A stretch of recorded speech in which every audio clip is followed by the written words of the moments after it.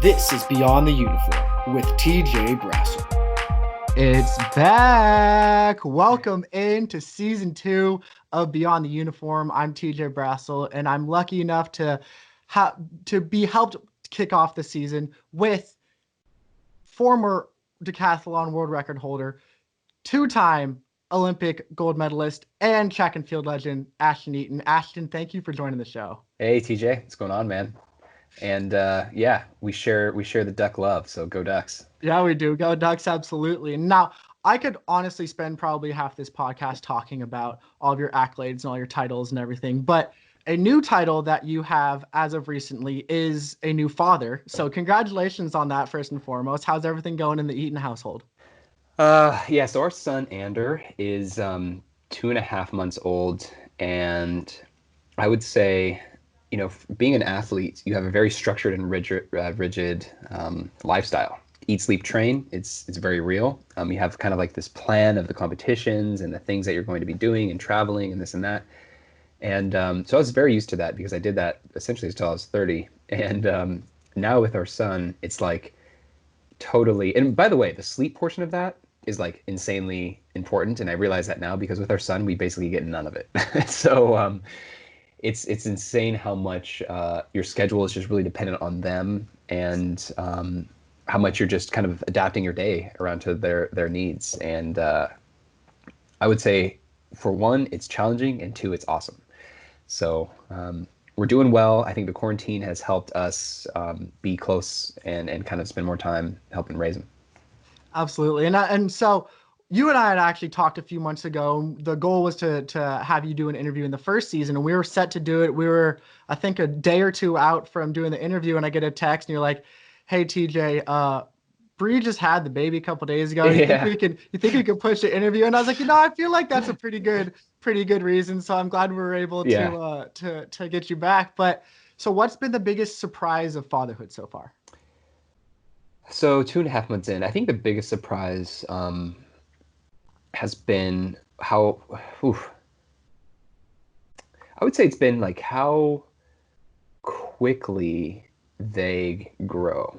Mm-hmm. So it's honestly, the 2.5 months seems like it's been about 6, just from like, an effort and like a investment standpoint. But in that short amount of time, he's gone from, kind of keeping his eyes closed a lot during the day and like just sleeping a ton, to being insanely alert, kind of reaching out and touching stuff and really just understanding like the world.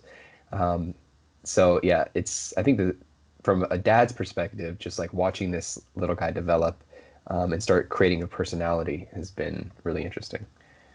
That's really cool. And you definitely, with the quarantine going on, definitely haven't been able, or haven't had to miss a minute of it. That's for sure. Yeah, that's true. Yeah, I've been here for it all. So I was actually talking with some colleagues of mine not too long ago. One of the guys, his wife is pregnant and having a baby pretty soon. He was talking about naming baby, or like trying to figure out the names of babies and stuff like that. And everyone was going through the stories of how they got their name, what their name meant, stuff like that. So what was the inspiration behind Ander? So Brianna and I had a big list of names, and I think really our criteria was like, let's do something unique, let's do something kind of like short, and something that like can't be confused when you say it or you kind of like hear it and try to spell it. And we were in a birth coaching class before, like as Brianna was pregnant, and I was really just kind of daydreaming. And I love space and kind of stuff like that. And so I was trying to think of if there's any planet or moon or something I could name him after. And at that time, we actually had a girl's name. We didn't know if it was a boy or a girl. We had a girl's name, but we didn't have a boy's name. And so I'm trying to think. And then I remembered planet is actually comes from the Greek word meaning wander. And I was like, wander. And then I just took the W off of wander. I was like, Ander. Ander sounds like a pretty cool name. And I had given Brianna a bunch of names that I thought were cool before, and she kind of turned them all down. And this was the first one where she said, I really like that. I really like Ander. So that's awesome. Yeah, we stuck with Ander. So were you said you were in the middle of the class, were you just kind of like zoning out? Yeah. You're just like, Ander. Yeah, pretty much. I was zoning out, and I was like, planet, moon, and of the ones that I knew, I couldn't think of anything that would like make sense for a name. And then I remembered, planet is planin, which is Greek for wander. Ander. Yeah. That's awesome. Although you said you don't want people to confuse it or get it spelled wrong. If there's one thing I've learned with names is somewhere, somehow, Oh yeah. someone will figure out a way to spell it Yeah. Well, incorrectly. what we realized was there's in Europe, in specific areas, Anders with an S is actually Mhm. quite a popular name, and there is a whole culture actually. I think near Spain, the Basque culture, Basque, and Ander is like John basically. Really? So yeah, it's not like super unique, but anyway, It's all right. It works here in the States. It's definitely unique here in yeah, the States. yeah. And another cool thing was not only was it Anders' birthday, but it was your birthday as well. Yeah. So how special was that day to have your first child born on your birthday? It was wild, man. Like, so his due date was February 5th, Oh wow. and I remember my mom telling me that my due date was February 5th. So he was born on January 21st. Um, and I just remember January 20th, Brienne saying like, so it was like two weeks and a couple days early. So we were kind of totally unprepared from like a logistical and like updating people, like yourself included standpoint. But I remember January 20th, Brienne was like, "Hey, I think I'm starting to feel something." And I was like, "Are you serious?" Uh, One, this is like 2 weeks early and I'm not ready. And two, could this baby be born on my birthday? Like that would be insane. And so when it finally happened, I was just like, this is wild. I mean, what are the chances that we both had the same due date, but then we also both had the same birthday? That's amazing. That's really cool. Yeah. Now, a fun fact for you is I share my birthday with my mom as Yes. well. Awesome. So, um, I was born on her 39th birthday, and so she claims that since I was born on her 39th birthday, she gave up her birthday for me. So she every year when we celebrate our birthdays, it's just the anniversary of her Your 39th 39th birthday. birthday. Exactly. So if you didn't know how it works, you don't ever have to age anymore. You stay the same for forever. That is perfect. I'll be 31 for the rest of my life. It's like Peter Pan. Exactly, exactly. You never have to grow up. Um, and so another thing I was thinking of is when you talk about like athletes who are kind of like some of the greats in their sports. You talk about Jerry Rice or Michael Jordan stuff, and people, and they when they start to have families, people always start to Yeah. talk about like expectations that might be put on their kids. What kind of conversations have you and Brienne had about that? We've had these conversations actually for quite a number of years, and that's because we always knew we wanted to have kids. And our philosophy is to essentially shield them as much as possible from like the expectation of being some kind of great athlete, and really opening the door for kind of exploration for them. So if they want to try, instruments or art or science or something along these lines, like I think it's important for us to expose them to that, and really let them kind of guide their own path, and we'll be supportive of that. So I do think that sports are important when kids are young, just from the standpoint of social interaction, of activity, like learning to push your body and like learning what being fit and like healthy feels like. Mhm. And then also there are some mentality things that I think are really good about sports as well. But overall, if they don't want to do it, they don't have to. Absolutely. Now, so you and Brienne have been retired for a few years now from track and field, but Yep. when you were deciding to retire, how difficult was that decision? It actually wasn't that difficult, and I think the reason there's like I think there are probably like three or four reasons. One was we had accomplished basically all of our goals. Brienne really just wanted to get an Olympic medal. I wanted to try to win again, and throughout my career, I think I just accomplished my goals. And the second reason was because we were starting to get injured more often Mhm. without really any explanation. So there's one thing of like you're getting your body in the wrong position and getting injured, but there's another thing when you think you're doing everything right and all of a sudden something just happens. And so that was starting to happen more, which was a signal that we're just getting old. Um, and then I think the third and final reason was for me personally, which was I wanted to move. There's just other things I wanted to do in the world. life is short, and I saw kind of like the problems with like sustainability and other exciting things that I'm interested in, like space exploration and just like science and technology in general and how you can have an impact. And I kind of just wanted to get started doing some of that stuff. And so you say you wanted to get started doing some of that stuff. And so you and Brianne ended up moving to San Francisco. Yeah. So what have you guys been doing to fill your time now that you stepped away from track? Well, it's very much been an exploration process. So the first year, I really just traveled around and was like cold emailing and cold calling companies and people who I thought were doing interesting things in everywhere from education. I did go and visit SpaceX. I have a friend there, and it was like really awesome. Um, there was other things around like software that I thought were interesting. In the end, I ended up joining a software company because I thought software startup because I thought, one, I wanted to learn about technology and I thought software was important in that aspect. And two, startups are a good place to learn about business and just like the speed of creating is much faster. So I thought there's just a lot of good learning there. What I eventually learned from that experience was like, I actually want to have the technical knowledge and work on building the technologies, not kind of be on the business side. Mm-hmm. And that's kind of just like in the short term. So I left, and I'm currently back in school studying for an engineering degree. Wow. And I also now work at Intel part time, and I'm in what's called the Intel Olympic Technology Group. And so this group just creates technologies around human performance and also kind of fan engagement. And what we're working on in our kind of small team within that is a technology that can use cameras to track athlete motion and derive biomechanical analysis from the skeleton without the athlete having to wear sensors. Wow. So I'm trying to put a little bit of my school to use while also learning about technology and kind of trying to contribute to something that I know. That's really awesome. I would say joining the Olympic technology part would be pretty fitting. That's for Yeah, sure. exactly. Yeah, it was a really great opportunity that somebody from Intel afforded me, and I was like, yeah, absolutely, I'll join while I'm in school and kind of trying to learn these things. That's awesome. Now, were these things that you were interested in college and stuff and throughout your career, like in your downtime, were these the kind of things that you kind of studied at all? You know what? It's a super good question because it causes me to reflect. When I was in college, I got a degree in psychology, and it was mostly because I didn't know what I wanted to do. Um, I was only thinking about sport at the time, frankly, and just kind of pursuing the athletic thing. Hmm. I never thought about what I would do after college. And I was always interested in science fiction.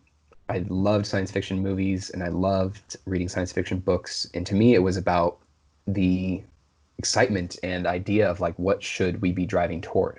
Like, what is all this infrastructure and life and kind of development that we're doing? Like, what is it about? And science fiction to me was always like an inspiring future. And I loved technology and science from that standpoint.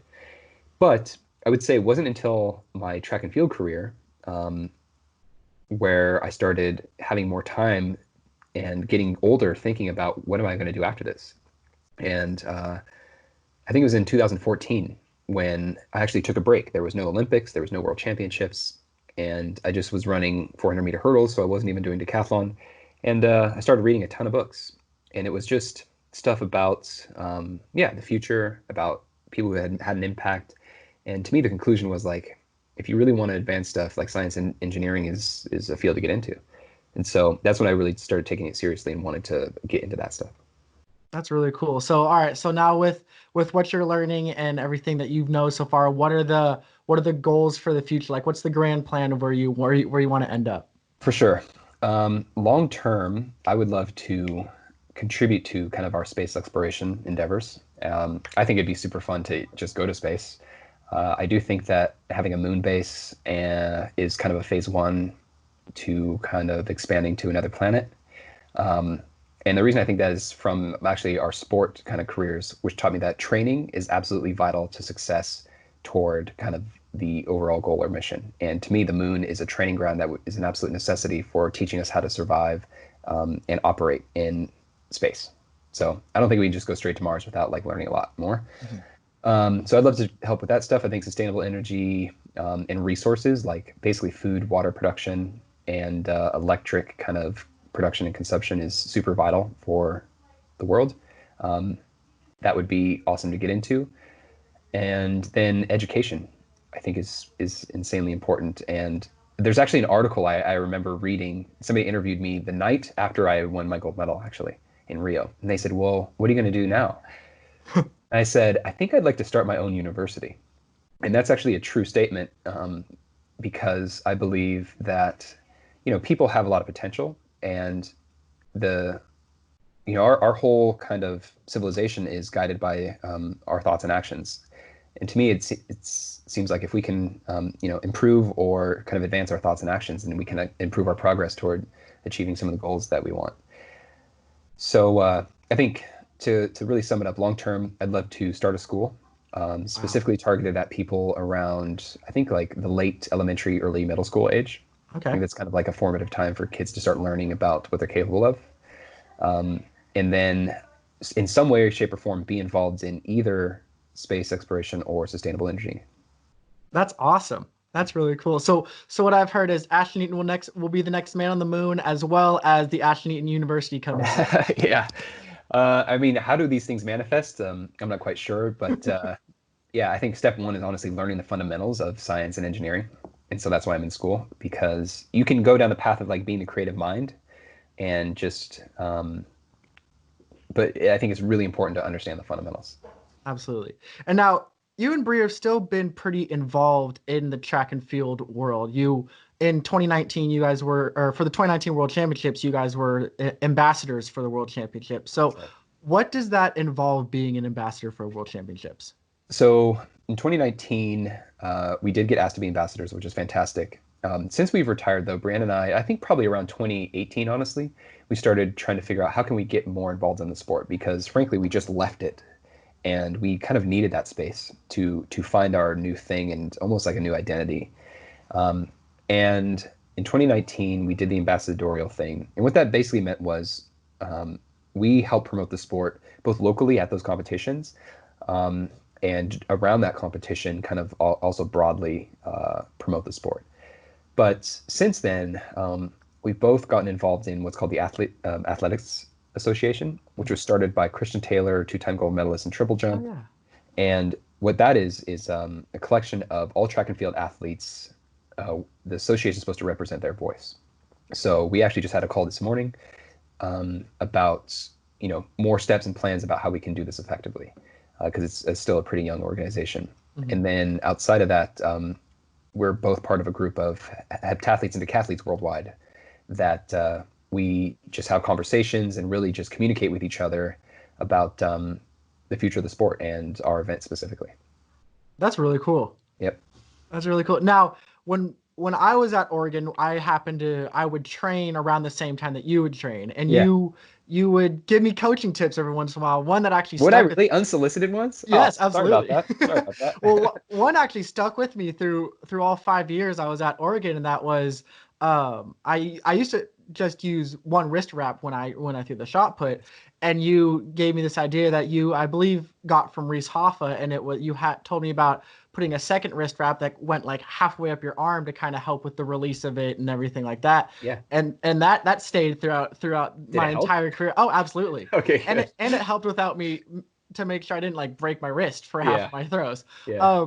Have you ever thought of, is coaching something that you would thought of down the line? It is something that crossed our minds because, again, when you're an athlete and you're trying to think about the future after sport, the first things that come to your mind are like what you know. And with track and field, there's not really a lot of options. You could be a broadcaster, like a sport analyst. You could be a coach, or you could be like an agent. Mm-hmm. And so for us, none of those things actually really sounded appealing. One of the reasons was because our coach was what we thought one of the best ever. And we saw what it required to be one of the best ever. And it was insane. Like, he definitely saw us more than he saw his own kids. Mm-hmm. And lots of travel, every day at the track, just kind of hours, and then analysis after the fact. And so we knew that we didn't want to do that. Mm-hmm. That makes sense. That makes total sense. And so with COVID-19 and everything that has gone on, and the Olympics were pushed to 2021, do you still have plans at all, and also with the new guy hanging around, Yeah. do you still have plans at all of potentially going to the Olympics, or will this be something where it'll be the first one for a while that you'll just kind of watch from the couch? We were slated to go to 2020.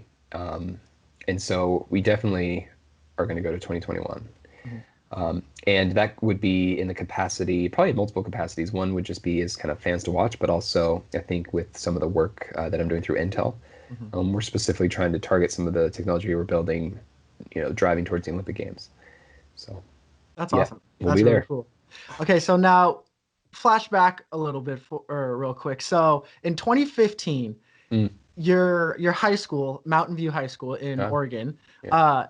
put your signature on I believe it was the home stretch of the track. Yeah. And so in track and field, like you can't really get a number retired because we don't really have numbers. So I feel like that's the closest thing to that. What was that like to have your signature put on the track? That was really, because I remember going to kind of like the dedication of it. And yeah, I don't know. It's just it's kind of weird, that stuff. I think it's a big honor. And I think the importance is, kind of inspiring the next generation, which I'm definitely all for. But yeah, the folks that put it together were folks that were my coaches and grew up around me and like helping me kind of get to where I was able to go.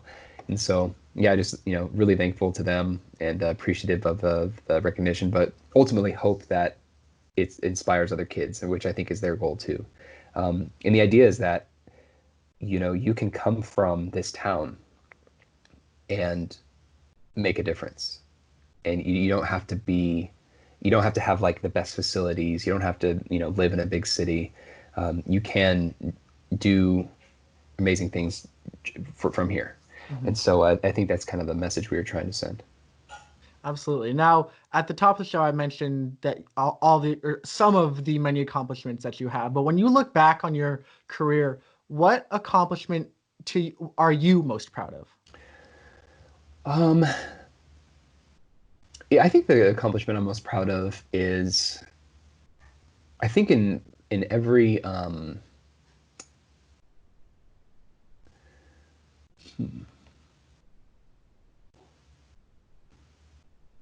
I think really in every kind of like thing that I'm mentioned in, whether it's like a news media thing, blah blah blah. It's just, I think I was always able to represent kind of myself and the sport and my team in a positive way, like a good way. Whether that's like from Oregon or my sponsors or my agents. I think that was really, really important to me. Like there's a lot of, there's times when people are successful or they do things and they're just not great folks, And it's like, okay, you accomplished something sweet, but like you're also a jerk, so nobody cares. But I think it's like super important, like be a good person, and I think that's what I'm most proud of is just having done that. Yeah, well, you definitely accomplished that 10 times over. Yeah, I That appreciate is it. for sure. That is for sure. And so I'd mentioned the world record. So back in 2018, Kevin Mayer of France broke the decathlon world record. So when you found out about that, like what emotions come over you when you find out that your world record goes down? They're actually really good emotions. I think the only thing that was surprising to me was like how early it happened. Like I always knew somebody was going to break it, but I thought it would actually be a bit longer than that. And I knew Kevin was the closest one, but I remember talking to the person whose world record I broke, Uh-huh. and he was like, at first I was really sad, but then I was like really excited because to me, it's almost like steps or like a journey or rungs on a ladder. And as we climb this ladder of human performance, we have to keep pushing the limit and putting a rung in the ladder. And he's like, I felt like my world record was that rung, that first one, and then you went above it, and somebody's going above you. So really, you're contributing kind of to the progress of the sport.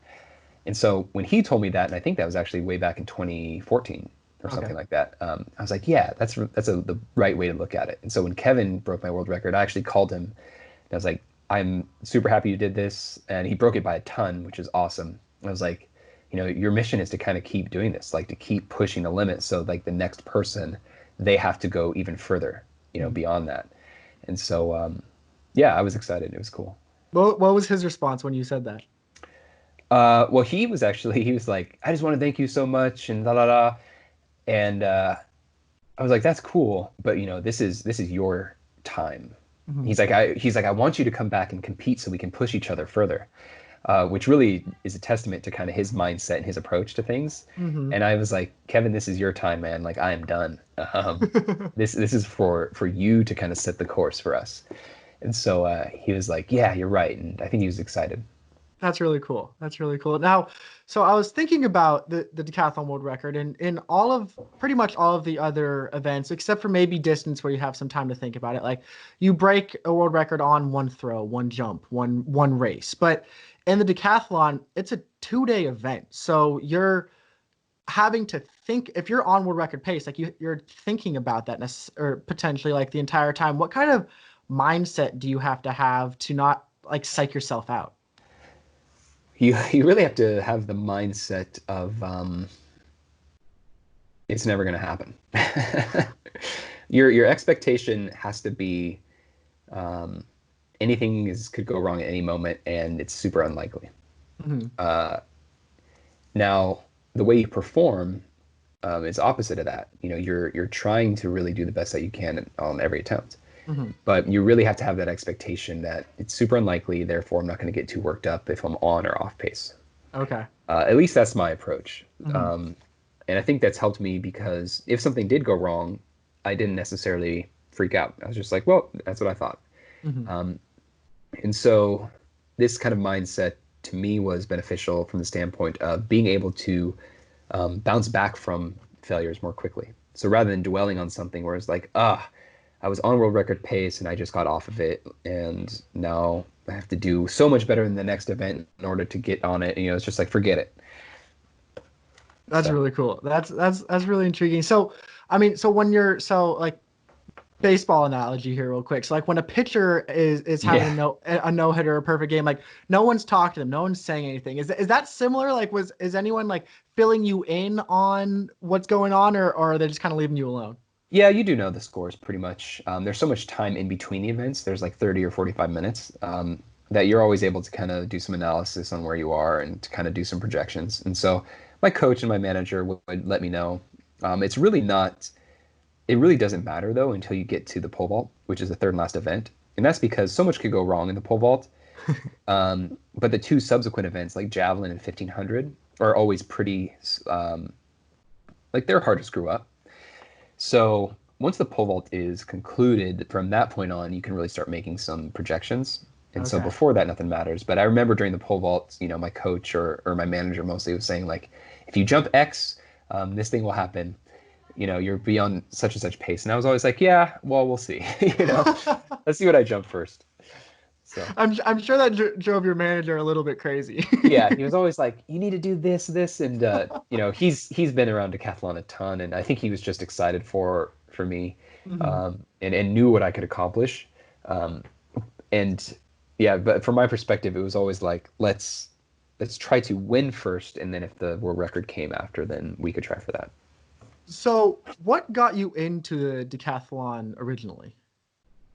In high school, I was a track and field and football athlete, Mhm. and I really had no plan. I was just doing track and being a high school kid. But I did know that, or it was important to my family that I went to college. And so in my mind, I was thinking like a Division two or three college. I wasn't super great at track, and that seemed to be my prospects. And so I remember my junior year, I think I went to like the state championship meet, um, which was cool. And then my senior year, I got a little bit better, and I remember my coach was like, Ashton, here's this magazine called Track and Field News. And in the back is like a list of high school top tens. And look at this long jump one here. If you could jump 24 feet, you might be in the top 10 and get into track and field news. And that'd be really cool. And I was like, really? And so I remember jumping 24 feet that year. And it was a huge deal to me and to, he brought the track and field news where I was like actually in the top 10, which was pretty cool.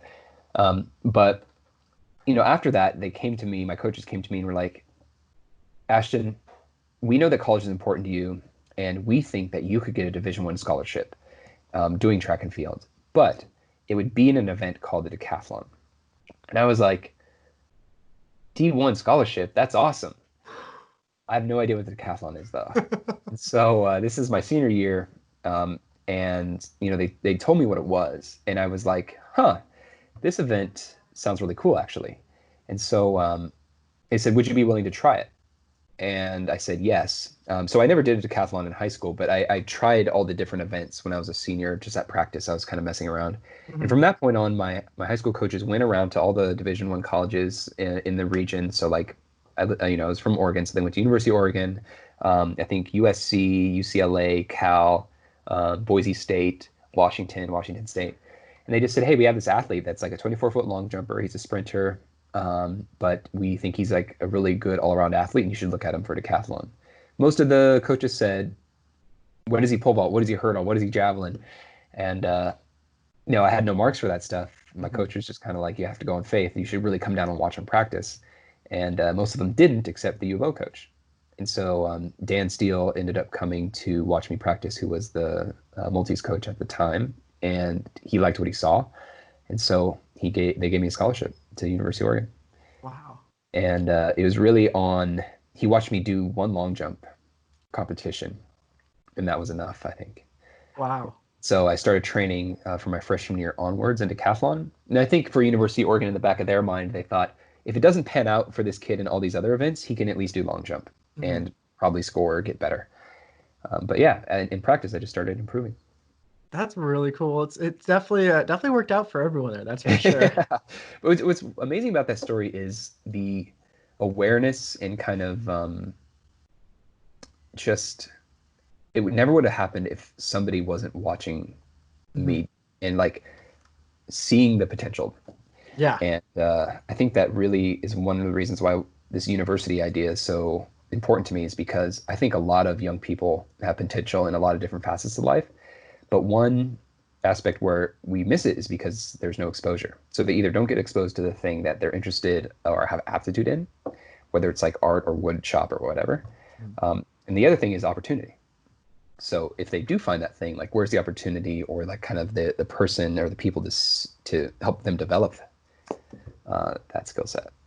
That's really cool. Now, so when you talk about the university, then, like, is it something where you like, do you want to have a kind of a focus on it, like a scientific type focus, or is it just kind of going to be broad reaching so that, like you said, everyone can kind of see what their capabilities are?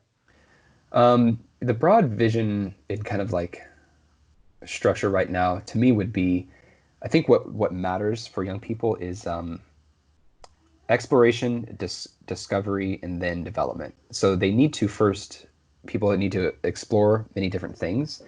So they know what's available, they can find their interest, and then also their aptitude. And from that is like the discovery method. And once you discover that thing, then you need to start developing it.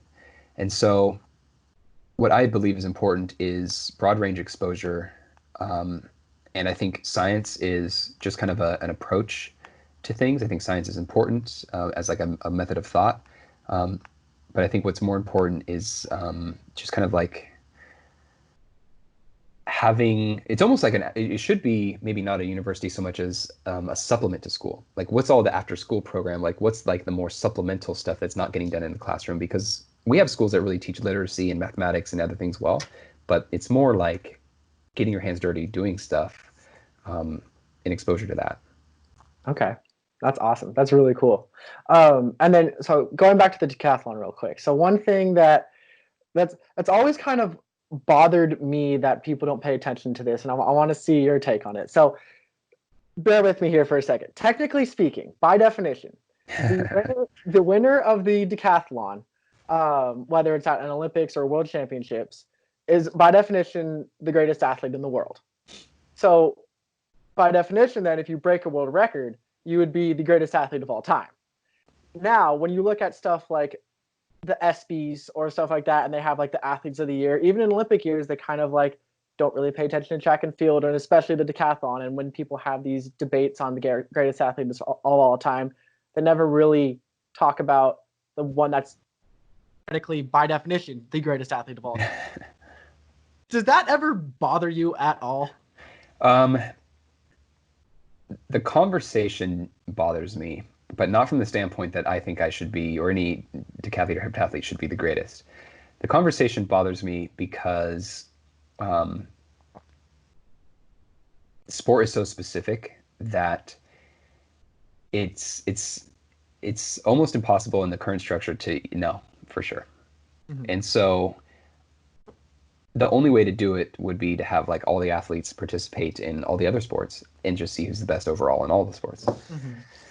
So the conversation just always bothers me because LeBron is a great basketball player, and to postulate how good he'd be at the decathlon is like ridiculous. Yeah. And so I think what matters from this standpoint about who is the best is, so I think the decathlon is good because I believe it's like the SAT. Mm-hmm. It's a standardized test for athletics because you run, jump, and throw. It does test kind of your endurance and your mentality over 2 days. So there's nothing like it from that standpoint. So I believe it does show who good athletes are based on kind of like a standardized test. But who's the best athlete in the world or of all time? It's so hard to answer. I believe you would need a competition because I believe what matters is rate and range. So if you took 100 athletes and you put them together doing the same thing, I think the best would be who would learn new things at the fastest rate and who could take them the furthest. Okay. As far as like skill level and accomplishment. So there's no sport or event that does that right now. Tests the rate and range of someone's ability equally across all sports. Okay, I'm seeing a new sport coming up. I think it would be a Survivor-esque type of competition where literally there would be, let's call it 10, just for the sake of it, 10 new types of movements or challenges that people would have to do, and you would get all kinds of athletes, like let's call it 100, and just imagine like an obstacle course or something where they had to do it. And what you do is you start the gun. People would go, they'd have to do these new things that nobody's ever really done before. And basically the person who would, and they'd be advanced levels, like level 1, 2, 3, 4, 5. Okay. And 5 being like the most advanced you could do. And basically it's like, how far do you get and how quickly? So if somebody went from levels 1 to 5 super fast, they would be the best athlete. Okay. I like that. That. Some people may go levels 1 to 3 faster than anybody else, but they may be stuck at level 3 because that's like as far as their ability could take them. Mm-hmm. Somebody may go level 1 to 5 super, super slow, but at least they made it to 5. So that to me is like the rate and range at which you can learn a new athletic skill or do an athletic skill. It was what matters. That sounds really cool. I feel like if nothing else, that should be pitched to some television network. It's almost like a American Ninja Warrior-esque. Exactly. Yeah. I like that. I like that a lot. And then so lastly, when in the first season, all the former Oregon track and field athletes I had on, I asked them about what it'll be like to return to Hayward Field with the new Hayward Field and stuff like that. Now, as far as I know, you will not be returning to compete. No. But when you do go back, or even before thinking about going back, but when you found out it was being torn down, like that track might mean more to you than a majority of other people for the sole reason of not only that you competed there for so long, but that was a spot where you broke the world record. Like, what were your emotions like when you found out that the renovation was happening? Yeah, I mean, not to mention, I grew up in Oregon, so my state track meet was always held at Hayward Field. So I've been going to that track since like 2005, I believe. But I thought, from the structural perspective, it was a shame because it was a symbol to tear it down. But I actually believe that Hayward's magic is more in kind of the atmosphere of the crowd and the athletes and just the the essence of like Eugene and kind of what it stands for. It's not necessarily in the structure. And so I wasn't disappointed when it got torn down. I actually think it's important that for future, just to keep developing in the future and kind of making things better. And so I think it was actually good. What do you expect when you go back? So I've actually seen the stadium. It was just a skeleton, so it hadn't been completed. But I'm expecting people to be insanely inspired and excited, both from the fan side and the athlete side. It looks out of place, and I think that's a good thing. Some of the times I've been inspired the most is when something is like so grand or so out of place. You're just like, how is this even here? And so the new Hayward Field is definitely that. Awesome. Well, thank you so much for your time. I really appreciate it. Tell Bree and Ander hello for me, and Absolutely. I hope you get some sleep. All right. Yeah, I appreciate it, TJ. Thanks for having me on. Of course, and thank you for everyone for watching. Thank you everyone for listening. If you haven't subscribed, be sure to subscribe so you don't miss any future episodes. And all of season 1 is still up, so be sure to take a listen. And don't forget, every athlete has a story. You just have to listen. I'll see you next time. This has been Beyond the Uniform with TJ Brassil.